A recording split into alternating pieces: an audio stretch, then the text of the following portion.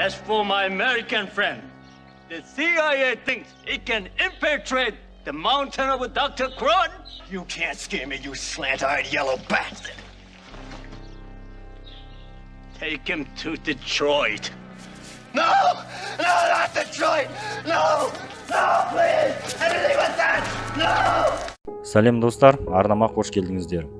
Шон Джон Комбс, Puff Daddy, PDD, DD. Нью-Йорктегі Гарлемде өскен, жастайынан музыкаға қызығушылық танытқан. Uptown Records'та тағылымдамадан өтіп, кейінірек 1993 жылы өзінің Bad Boy Records лейблін құрған. 1997 жылы No Way Out атты алғашқы альбомын шығарып, оның ішінде The Notorious Big-ке арналған I'll Be Missing You хит әні шықты.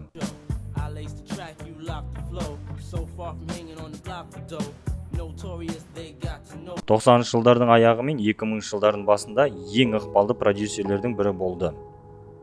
1998 жылы Диди Шон киім брендін құрды. Ол атақты адамдар арасында танымал болып, сән әлеміне беделді марапаттарға ие болды. Хип-хоп пен бизнестің иконасы болып қала берді.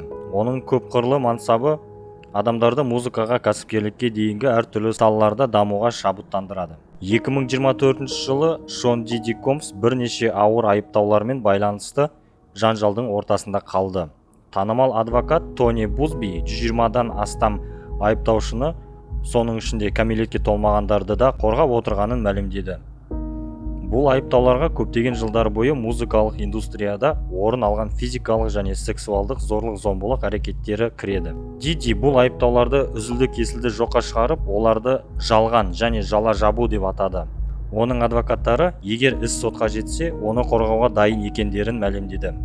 Кейбір айыптаулар ондаған жылдар бұрын болған оқиғаларға қатысты және олардың кек порнографиясы түрінде жазылып, таратылғаны туралы айтылады. Шон Диди қазіргі уақытта зорлық-зомбылық пен жыныстық қылмыстар бойынша жаңа айыптауларға тап болды. Қоғамдық реакцияға келсек, осы айыптауларға байланысты қоғам Дидиге теріс көзқараспен қарауда. Көптеген әріптестер онымен байланыстарын үзді. Сонымен қатар КС-ге жасаған шабуылының видеосы жарияланды. Соңғы жаңалықтар бұл түйіннің шешілуіне аз қалғанын білдіреді. Осы жерде үлкен есімдер, бір-бірінен асқан жұлдыздар аталды. Мысалы, осы аптада Леонардо Ди Каприо және Эштон Катчер Голливуд жұлдыздары қысымға шыдамай Шон Дидимен көп жылдық байланыстары жайлы айтты. Оның өмірлеріне, мансаптарына қалай әсер еткені жайлы және тағы басқа.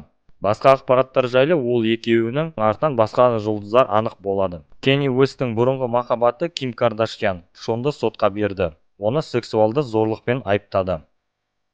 Шон Диди қазір қамауда болғанымен Голливудқа қандай әсерін тигізе алады? Ғаламторда таралған үлкен жұлдыздардың есімдері қамаудағы продюсерге тікелей қатыстары бар. Қазір шулатып отырған Леонардо Ди Каприо мен Эштон Катчер Шонмен көп жылдар бойы дос болды.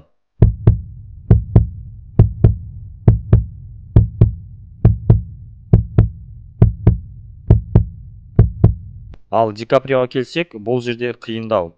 Біреулер Ди Каприо Дидидің оң қолы болған десе, басқалары Ди Каприоның өзі Дидидің қолынан көп қорлық көрген дейді. Бұл жерде Ди Каприо бір сенімді адам арқылы Дидиның істегендерін айтып береді. Әрине, Ди Каприо тікелей өзі айтпайды. Британдық компания Mirror жұлдыздан бұл жайлы сұхбат алды. Сол үшін жақында тағы ақпараттар күтеміз. Негізі жақында Ди Каприо Дидимен бірге керемет көңіл көтеріп отырған фотосы таралып кетті. Сол үшін Ди Каприо Дидиден бар күшімен алыстағысы келетін сияқты. Басқа бір ақпараттарға сенсек, Лео мен Диди көп жылдар бойы араласпайтын сияқты. Бұрын Диди Ди Каприоны бірінші жұлдыз деп кештеріне шақырса, қазір Лео оның барлығы өтірік дейді. Қазір 20 жыл бұрынғы жасалған фотоның ешқандай маңызы жоқ екенін және ол Дидимен араласпағанына көп болды дейді. Эштон Катчерге келсек, ол да қазір досынан алшақтауға тырысуда. Олар бірге отырып көп сұхбат берген кезінде. Диди оны кештерге шақырып, ал Голливудқа бекіткен осы PDD дегені бар. О, боже! Эштон Катчер және Шон Диди 20 жылдан аса дос болып келеді. Әрине, аралары соңғы айлары суып кеткен болатын.